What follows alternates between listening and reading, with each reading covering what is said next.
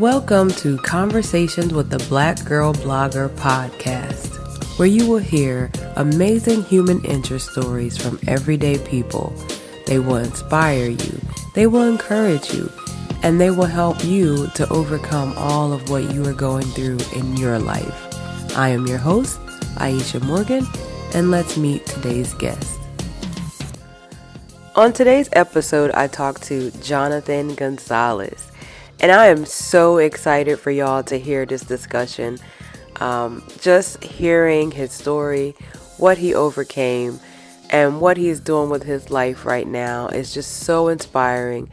It's so motivating. I met Jonathan long ago when he was just changing his life.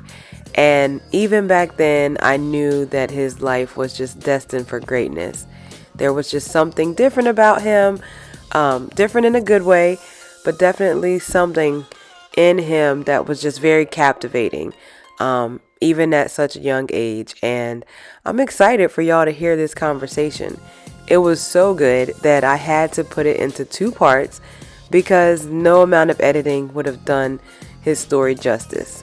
So let's get into part one of my conversation with Jonathan. Okay, so we are here with Jonathan Gonzalez.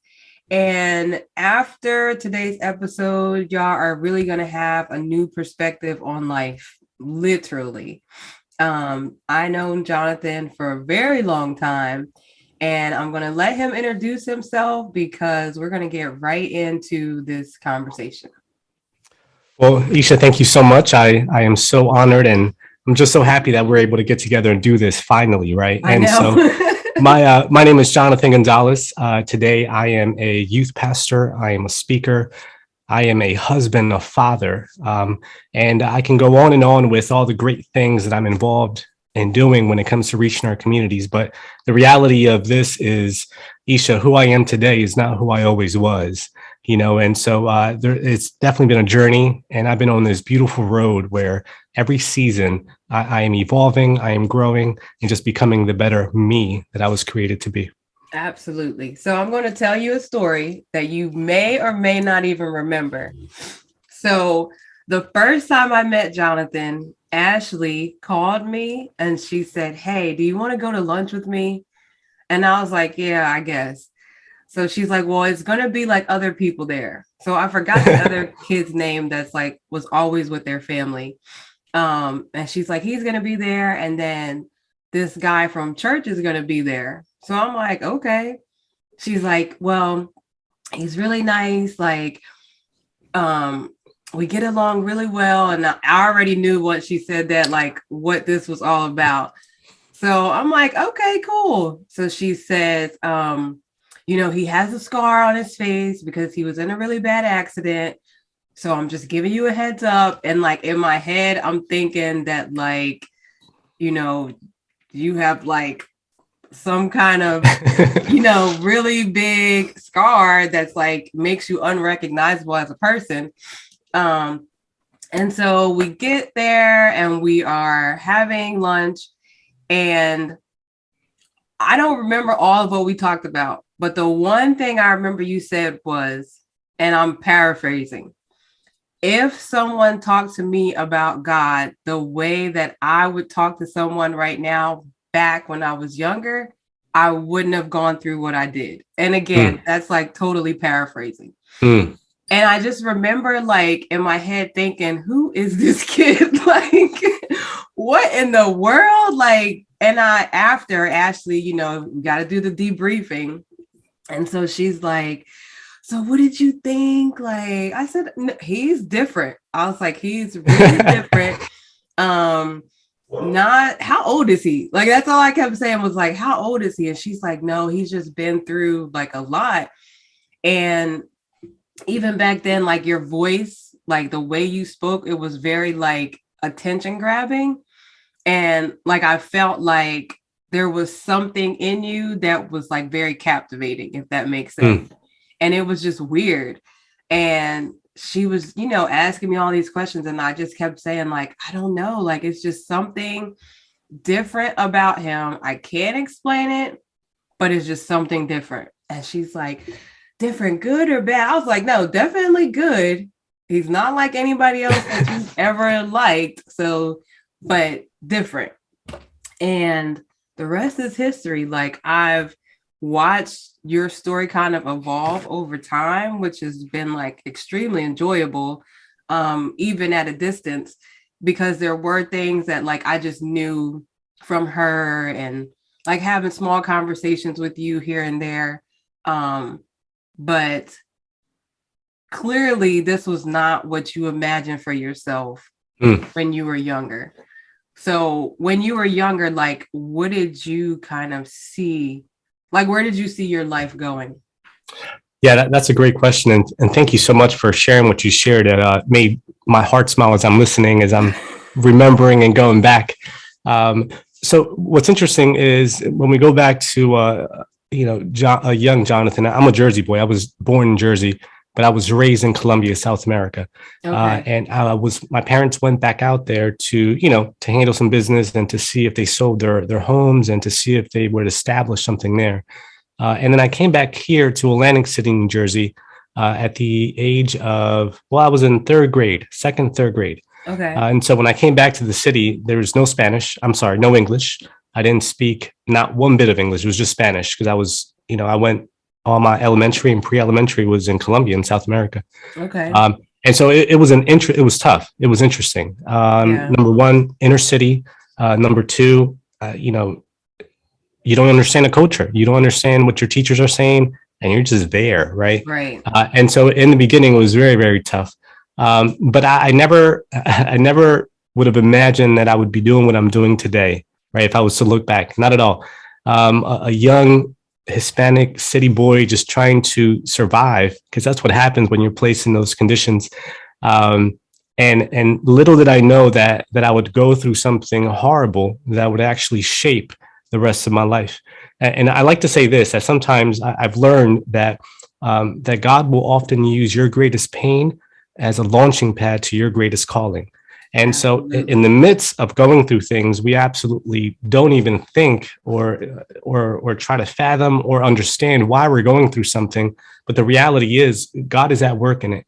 And God is preparing us as we are going through our pain, through our walls, through whatever we're facing, whether it's physical, financial, spiritual, emotional, whatever it is, like we are being prepared for something greater. Absolutely. And so I was raised in the inner city, Atlantic City. My backyard, my back view was actually the old Trim Plaza. Our view was the elevator going up, the seagulls being lit up at night by the lights. That was our backyard. When you looked outside, that was there, and my parents got divorced at a very young age. So I was probably in middle school when my parents got divorced. And so at a very, very early age, I had to figure out, okay, dad's not there. I don't have that strong fatherly figure. And I got two little brothers. And so I kind of I had no other choice but to become the leader of a household, not knowing what that meant or what that looked like. Yeah.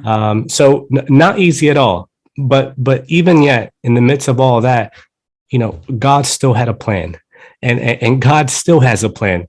No matter whether you're inner city, whether you're in the suburbs, whether you're in the mountaintops, or wherever you are, God has a plan for our lives. And I had no idea, Isha, I tell you, no idea that I would be doing what I'm doing today, and that out of what happened to me at an early age, I would have this platform to reach,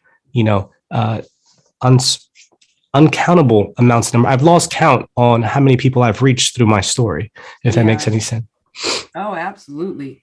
Because I remember on Facebook, you were tagged in this, I don't know if it was like an interview or if you were just talking, but I wrote this down because I knew I was going to forget. Soldiers of Faith. Yep. And they had done that interview with you, where you were sitting there telling your story. And like, even back then, that was 2018. Just like I get the picture, the younger you in that restaurant talking to me the way you were talking, like sitting there. So it was like weird, not weird, like bad, but it was just awesome. Like, I knew it, like just hearing your voice back then, I knew there was like something else Mm. that you were going to do outside of, what you were thinking. Yeah, that's awesome. And that really, really excites me and actually empowers me right now as we speak, because even though we've accomplished much and God has done a lot in my life, we're just getting started, right? That's where my mind is at. I'm literally just knee deep, right? And I'm believing that this year coming up is going to be a very, very powerful year when it comes to continuing that evolvement of self, right? And that outreach capability that God has blessed me with to connect with people and to inspire them and to bring hope in a room if given the chance. Oh, you will, trust me. Doors are going to open for you. Like people always say, I guarantee there are people speaking your name in rooms that you never even imagined. That's good. That's good. Trust me. Like I just watch your videos, and I'm one person, and I think that one video had like almost 1 million views or something crazy. So trust me, people know who you are. You may not know them, but they know who you are. Excellent. So you kind of touched on, like, you never thought that this would be where you were going to end up. What catapulted you into a whole different mind frame? Yeah, so let me take you into what I call the bloodiest night of my life, right? And so at the age of 17, Isha, I bled to death in the backseat of a car. Wow. I did not choose. I did not ask for it. For me, it was just another ride home. I actually was just looking to get home that night. That's all I wanted to do. I actually was messing up at school. I'm getting high. I'm missing school. I see the pain in my mom. I'm stressing my family out. And that evening, I said, you know what? I just want to make it home. I don't want to go get high. I don't want to go chill. I don't want to go hang. So just take me home. Unfortunately, I never made it home that night. And so I jumped into the backseat of a vehicle expecting to get home that night, not knowing that I would not see home for months, not knowing that what would happen to me in the backseat of that car would actually change my life forever. It would scar my life, and it would actually take my life. And in a blink of an eye, everything changed for me. We pull off. I jump into the back seat, sat literally right in the middle of the two seats, and I placed my left leg underneath the driver's side seat, and we pull off. And we're literally, when I tell you literally, we're literally 5, 6, 7 minutes away from where I used to live. So it was a short ride, but I never made it. And what would happen to me along the way would be what catapults me into what I'm doing today, and here I am, my cell phone rings. I pick up my phone. I'm looking down, not paying attention. And the vehicle's moving. Again, I'm on the phone. I'm not looking forward. I'm not ready for anything. I'm just expecting to get home that evening. Right. Now, I would say this: if it wasn't for my left leg, the way I positioned it, I wouldn't have survived the hit. The hit actually was just so traumatic that if my left leg was positioned any other way, I would have broken my neck, my spine just from the impact. I would have flew right through the vehicle. And so I'll never forget this. I'll never forget, going up this little bridge, this little marina. I'll never forget the water on either end. I'll never forget seeing the boats. And then here's where it happens. And sometimes we place, this is crazy because we place our lives a lot in the hands of other people. The individual that was driving was actually under the influence. She was high, and so I don't know if she dozed off or if she fell asleep. I don't know if she was pilled up. I'm not sure. I just know that she was high. And so as we're turning with a bend, she never turned. And at that exact same moment, there's a truck coming from the other side. And as she dozes off, our vehicle goes into the other lane. And at that exact same moment is when we hit a truck head on. Wow. I'll never forget. I'm looking down. I hear a scream. I look up. I see white lights and boom. I mean, it happened fast. I didn't get a chance to clinch. I didn't get a chance to move, put my hands out. Nothing at all, Isha. It was all just, I looked up and boom. Yeah. And that's where it happened. I found myself bleeding to death. My left leg was actually mangled underneath the seat. If it wasn't for my left leg, I would have went right through the windshield and would have suffered even more just traumatic injuries to my neck and my back. Um, my whole face, was literally indented into this, the front windshield, and Oh my I could goodness. not move. My cell phone ends up exploding on my mouth, which is where you see this little scar next to my mouth. Yeah. Almost lose my eye. I break over 14 bones in my face. I break my jaw in 3 different places. Not only am I externally bleeding from my leg being mangled and hanging, but my spleen ruptured from the impact. So I was internally bleeding at the same time. And so in a blink of an eye, everything changed for me. Here I Man. am stuck. I'm stuck in this position of just my face indented and my body back here. Yeah. And I'll never forget opening my eyes and knowing that something horrible, something incredibly horrible has just happened. But I didn't know exactly what it was. I was still coming to. Yeah. I'll never forget the smoke. I'll never forget the eerie feeling of, listen, this is bad. This is really, really bad. Yeah. I look over to my left and I get to see the girl that was driving. She was just really out of it. And I saw some blood coming down her face. And I was like, oh, snap. And I look over to my right. And that's when I see my friend Jen. Her whole face and chest were just in the dashboard. All I could see was the back of her head. And she starts screaming. And that's when it hit me. Car accident. Something happened.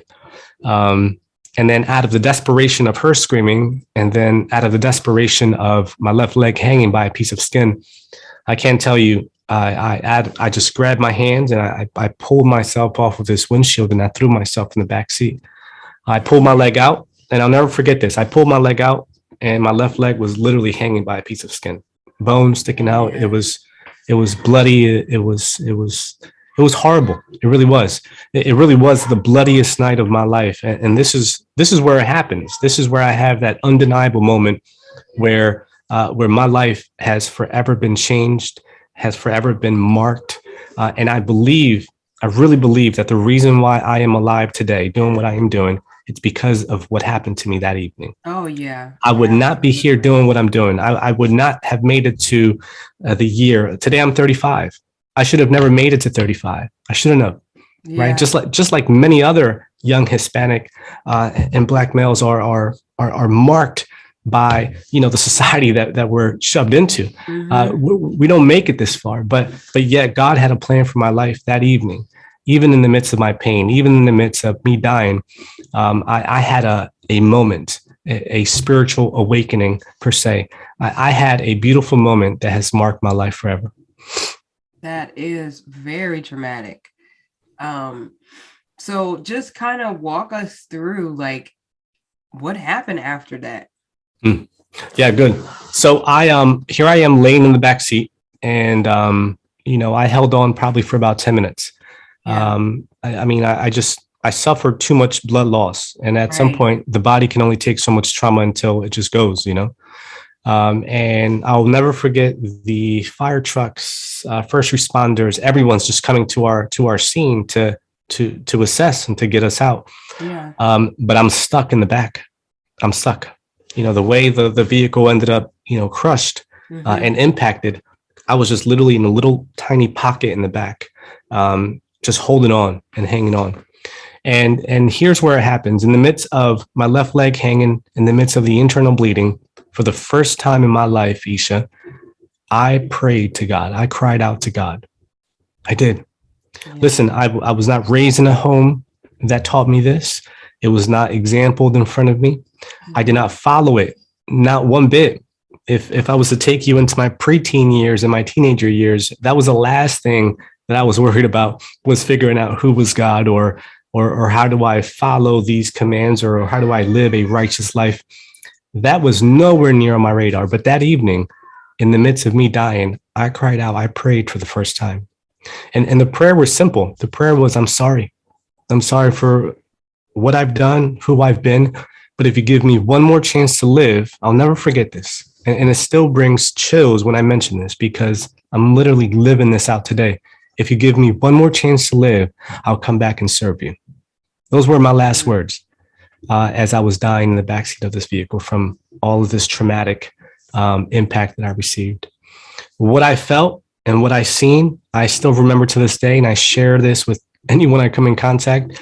Now, what's interesting is this, and maybe you've read or have experienced some of this yourself when it comes to other people's stories of near-death experiences.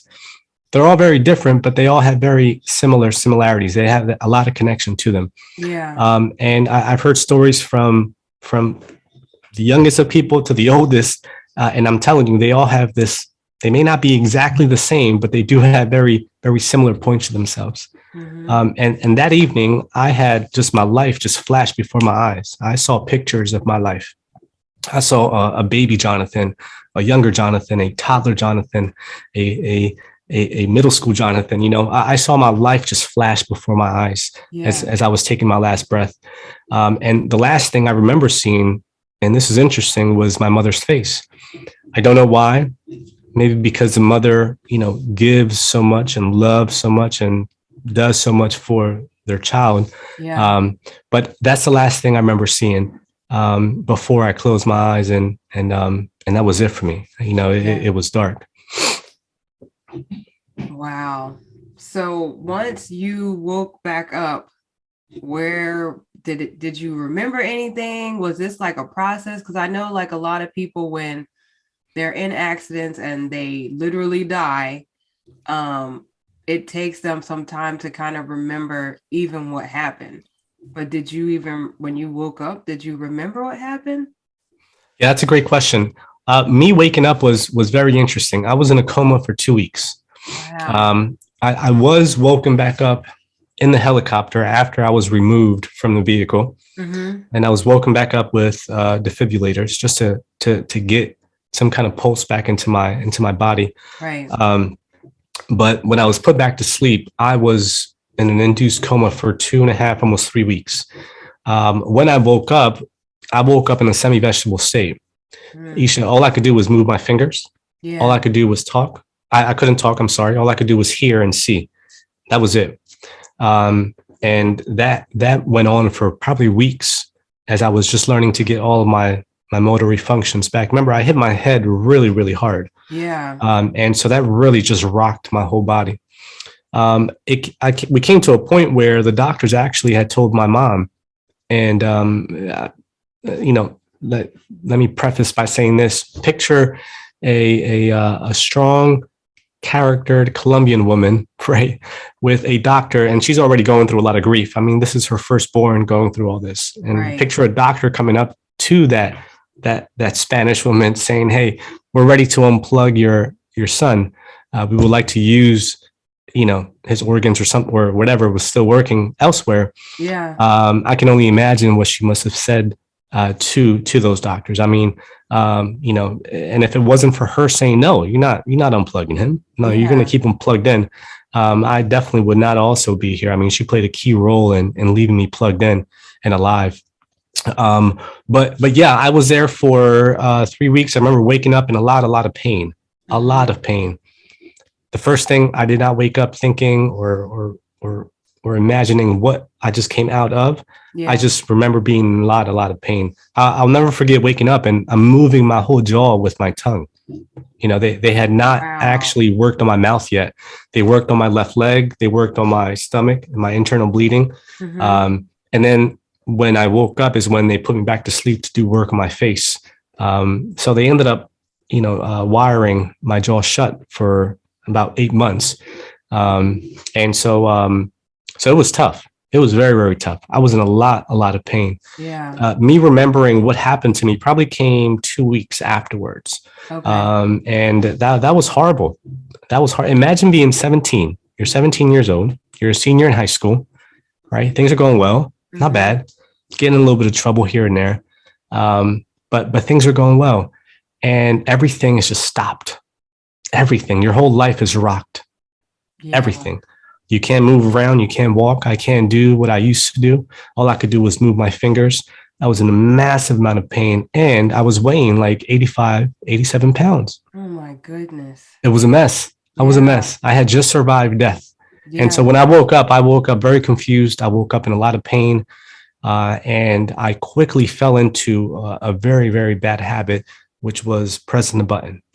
And that pressing the button was hitting that morphine button just to go back to sleep, because I did not want to be awake. which would lead into a massive, massive opiate addiction in my early journey of waking up and getting back up and walking and all of that. Yeah. So mentally, because a lot of people cannot relate to what you went through. We see the physical, we see the progress outside, but mentally, like, what did that do to you during that time? Mentally, it destroyed me. It choked me out. Yeah. And again, if I was to look back, I was still a teenager. Mm-hmm. I was a teenager who was just trying to make it through. And again, my father has always been an amazing dude, amazing, always provided. But me and my younger brothers never had a strong fatherly figure. If that makes any sense. Yeah. We didn't have that. We just didn't. And my mom was always working, just trying to provide for the bills. So it was just us. Right. So I never really had a strong foundation to know how to deal with these things, whether it was massive traumatic pain, whether it was something as simple as picking up a tool and using it. Right. And so mentally, it destroyed me. It choked me out. Mentally, again, it drove me into a massive depression.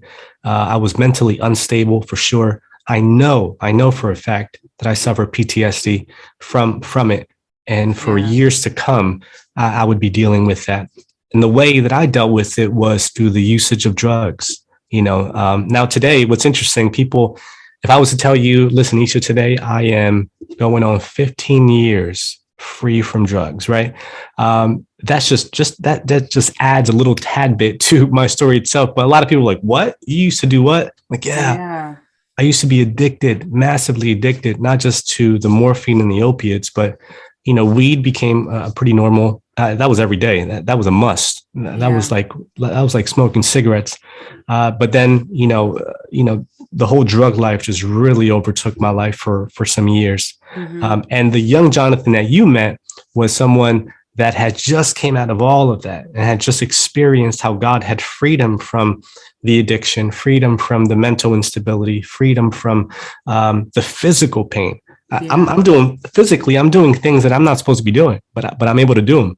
And so the young Jonathan that you met was a Jonathan who had just tasted and seen how good God was, right? Yeah. And so I was fired up. I was excited. I was zealous and just so hopeful and so on fire to see what God had for me, And I was just excited to see if God had done something for me to this magnitude. I would come in contact with people and say, can you imagine what he has for you? Absolutely. Can you imagine what he has for you? I'm no different. I'm not special. Unfortunately, something horrible happened to me, but here's what I've experienced. But here's what I know. I know for a fact that if he has done all of this for me, he'll do the same for you. Right. So in waking up, I was mentally unstable. If you were to ask some of my closest family members, they would say that Jonathan lost his mind. Literally, I was not okay. Yeah. People were happy that I was alive. Absolutely. And the drug usage did not help at all because it just took my mental instability to just a level of I was gone. Yeah. I just wasn't there. I did not want to live. I can't tell you how many times I tried to kill myself. I did multiple times. It wouldn't work. Isha, there was times where I would take massive amount of pills, not wanting to wake up the next day. But I would wake up the next day. And so my mind was not okay. My mind was gone. Yeah. I was destroyed inside. The impact I was not able to process. I did not have the right people around me. And to be honest, even if I did, now that I look back, I was so broken. I wasn't ready for help. Right. Yeah. I just wasn't ready for it. Imagine. And so I was running and my mind was on one thing, which was to keep suppressed what had happened to me by using drugs, by getting caught up in the streets, by just running away from it, rather than actually drawing closer to what I had asked for that evening. And if I was to look back and see what I asked for that evening was for another chance to live. And if I got that chance to live, I would serve God. I was running from that for many, many years. Yeah. But the instance that I aligned myself with that desire to figure out, okay, who did I pray to? Who did I ask another chance to? Something amazing, something beautiful began to unfold in my life after that. So your recovery took how long as far as like you just being able to function on your own and leave Uh, the hospital? it took about 2 years. So my accident happened in right around Thanksgiving before Christmas of like 2002, 2003. Mm-hmm. Um, those months I was in the hospital. I was in Cooper Hospital. That's where they kept me for a very long time. Okay. And then I was brought back over here to a rehab for about 6 to 7 months. So I was about a year and some change. I was in the hospital or a rehab Wow. facility.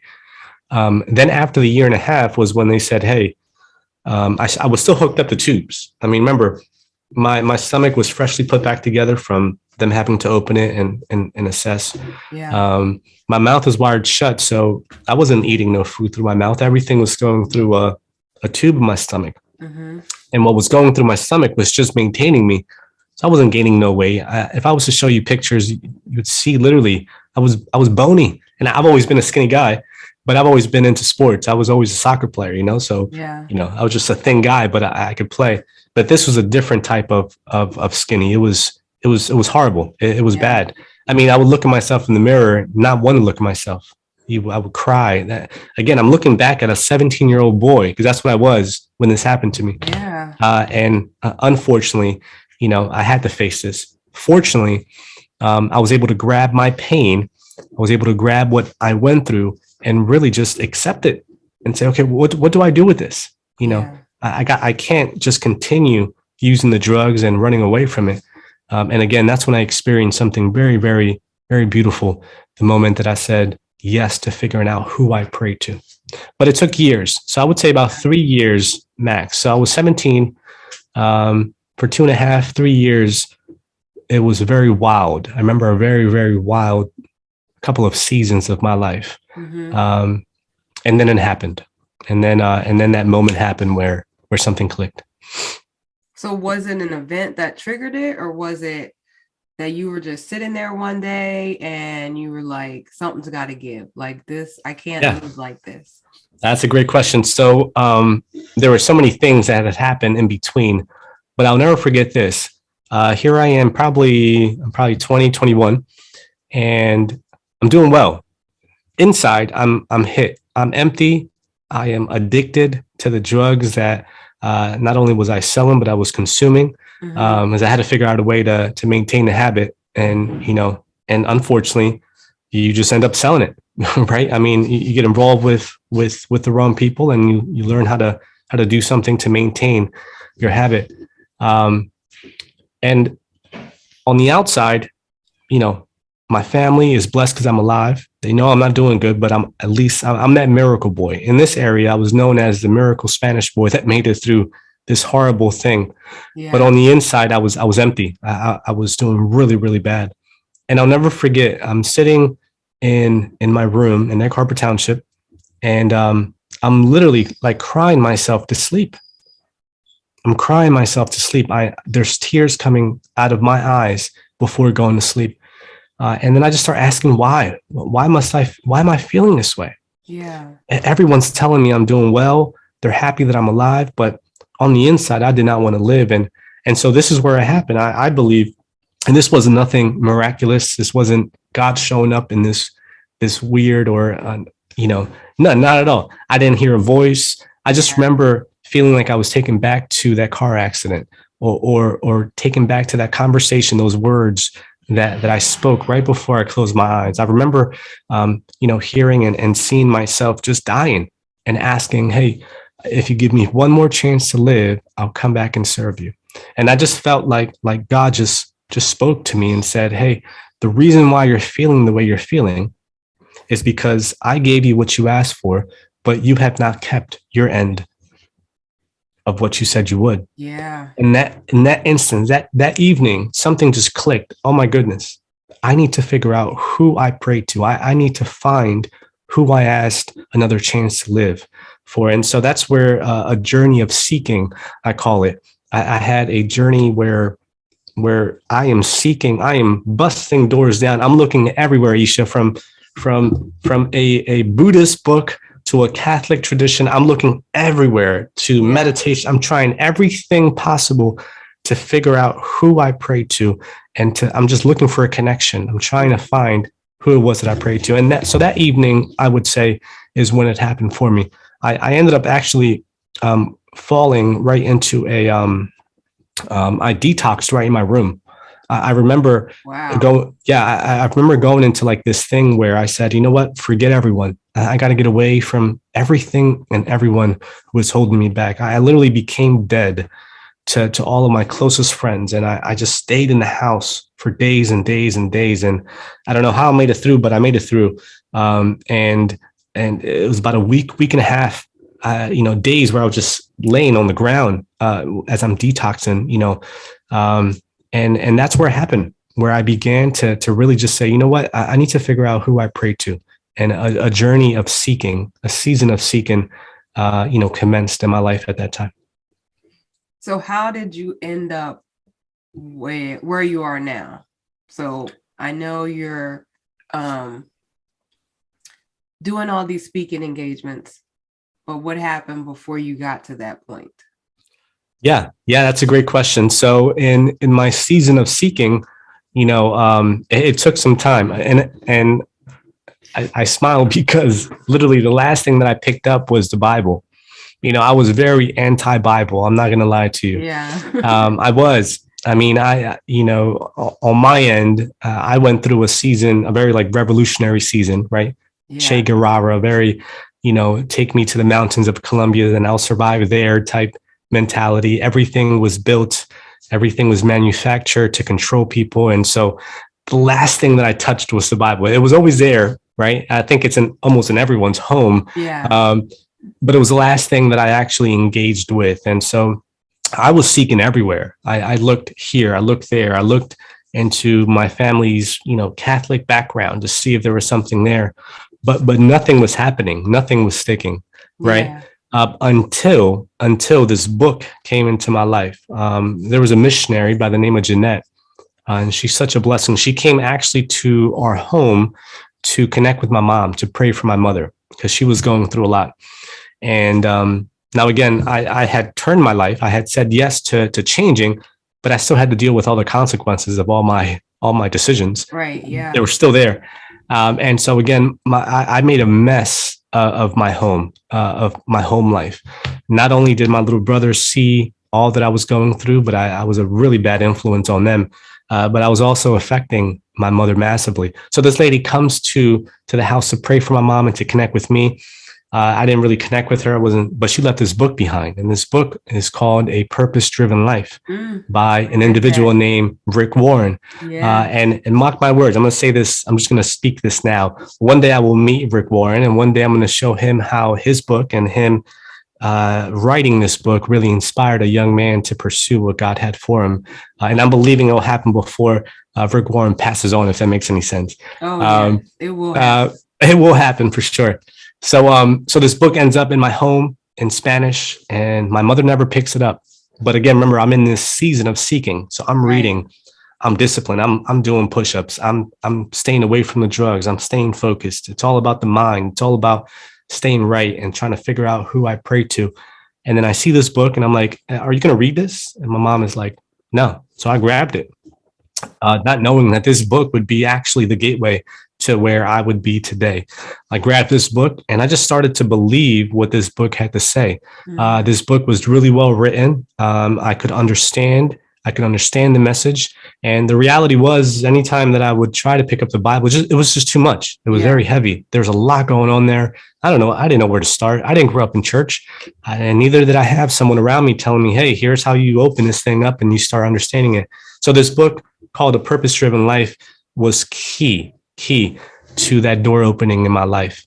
And listen, I got to a point where in the book, it says, hey, you've accepted Christ, you've accepted ... Now you need to get yourself into a church, a Bible believing church. Now, again, I didn't have no history of, I thought church was a church, and the way that I ended up at our church was because my little cousin got married there, which is where Ashley and Barbara where Barbara and Paul pretty much raised, Ashley and her sister and their families and stuff. And so I walked through the doors of Praise Tabernacle in Egg Harbor Township, and I never walked out. I walked in, and I've been there ever since. Right? It's been quite the journey. I remember walking in. I remember listening to people singing like I've never heard them sing before, worshiping. I remember hearing a man getting up and sharing from the Bible like I've never heard before. It really captivated me. It grabbed hold of me. And I feel like God did something really special when that moment happened.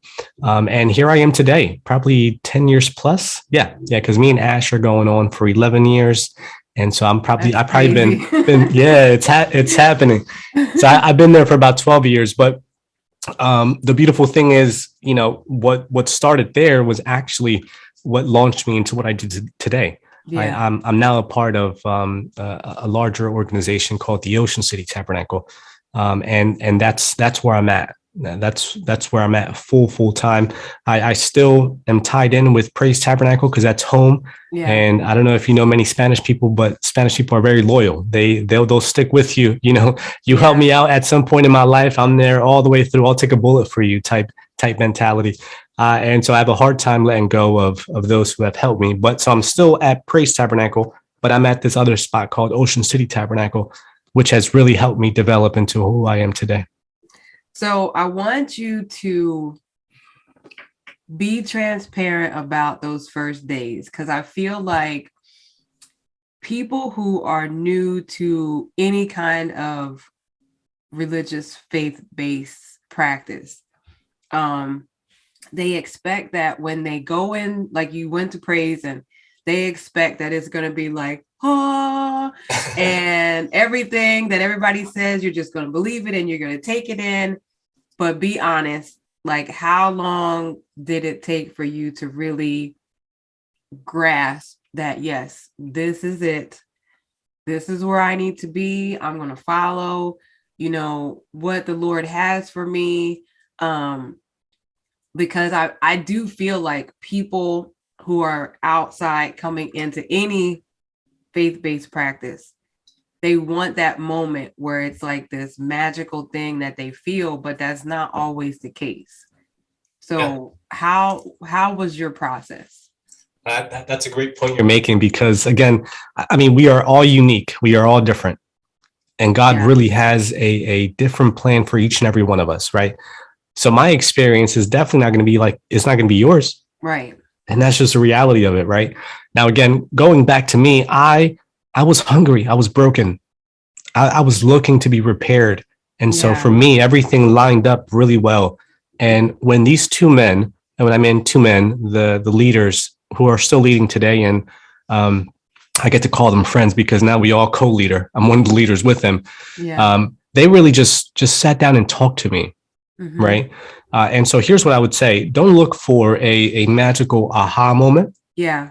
But look for genuine people, right? Genuine individuals that will give you this kind of attention, that will give you their ear, that will give you their eyes, that will give you their heart, and truly want to see the best that God has created in you. And that's what these two individuals did for me. They sat down with me. They listened to me. They knew that, hey, something has happened to you. Tell us your story. What happened? And Isha, for me, that was a big thing, because I was hiding from all that by doing drugs, by staying high, by living the life that I was living. And so I was suppressing my story. Yeah. I didn't want to talk about it. I'm trying to hide these images of me dying. Yeah. I'm tired of waking up in the middle of the night sweating. I'm tired of all these things. So, I don't want to talk about it, but I found this beautiful freedom in learning to talk about what happened to me. And actually it freed me. Yeah. And so I would say this: don't look for the aha. They don't exist. Is anything possible with God? Absolutely. If God wants to create an aha moment in your life, it will happen, and it will be noticeable. You'll acknowledge it. You'll know that it's a moment, but don't expect that every Sunday. Don't expect that at every gathering, because there is going to be times where it's going to feel stale. Mm-hmm. It's going to feel quiet. You're not going to have the same fire that you had last year. You're not going to have the same zeal that you had 3 years ago. Things change. And so I wouldn't look for the aha moment. I would look for the genuineness and the love that those leaders or those people that are operating in that church have for the people they come in contact with. And let's be real, we can pick up when someone's being fake or weird. And so, hey, if it didn't work out in this one establishment, all right, go keep looking. There's a tribe out there for you. Right. There's no doubt about that. So I wouldn't look for the aha moment. I would look for love, genuine. I would look for real authenticity. So yeah, that's what I would say for those looking. Yeah, definitely. There is no aha moment every time you walk in. Absolutely not. Before that moment, had anybody ever asked you, like, if you were okay, or tell me what I can do for you? What do you need? Like, did anybody really focus on you as a person as opposed to you as this person who had an accident? And that's a wrap on another amazing episode. I know that you were just as inspired as I was after listening to that conversation. And to let us know how we're doing, don't forget to leave us a review, like, share, and follow the podcast. Also, make sure you follow us on all social media platforms at The Black Girl Blogger, and check out our website, www.theblackgirlblogger.com. And the most important step, make sure you share the podcast with someone you know and tell them to share it with someone they know. And if you know someone who has an amazing story to tell, or if you yourself would love to tell your story, leave us a message on our website or any of our social media platforms so we can reach out to you and have you on the podcast. Until next time, peace out.